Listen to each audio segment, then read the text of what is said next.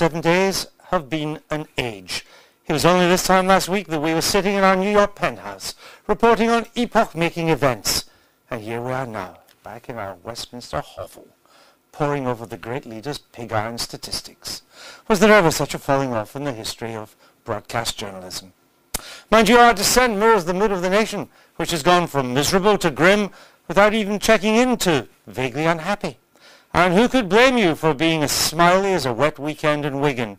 After all, only last week we were telling you that politics would never be the same again. But it is.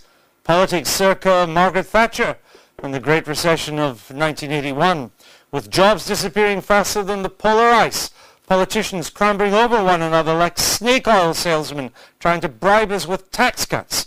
Politics conducted to the daily drumbeat of depressing economic news.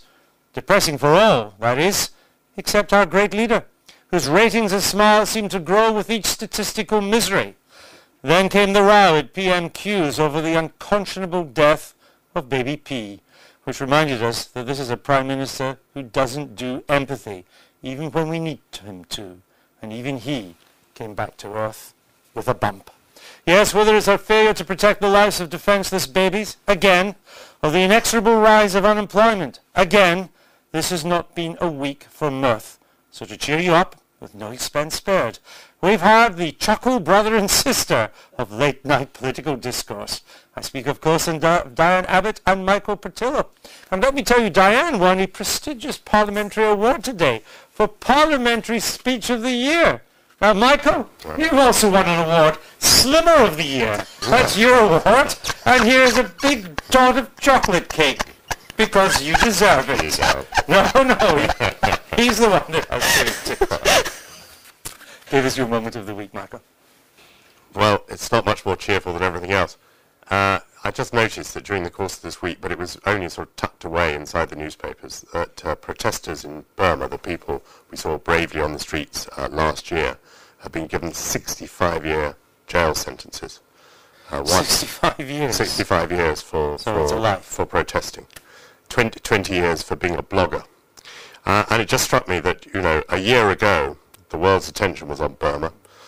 You might even have kidded yourself that we were going to bring down the Burmese regime. But now these sentences are handed out when we're all distracted by the economic catastrophe, by the presidential election, by the other things we're discussing in this program.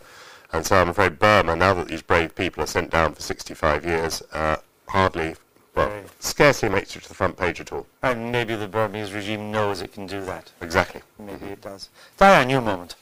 Well, my moment was the parliamentary thing in Parliament's questions about baby P. And I know we're going to deal with it, but I want to make a very specific point, because I follow I actually read the Lamming report on Victoria Kimby, and one of the points he makes is that senior social workers pay no penalty.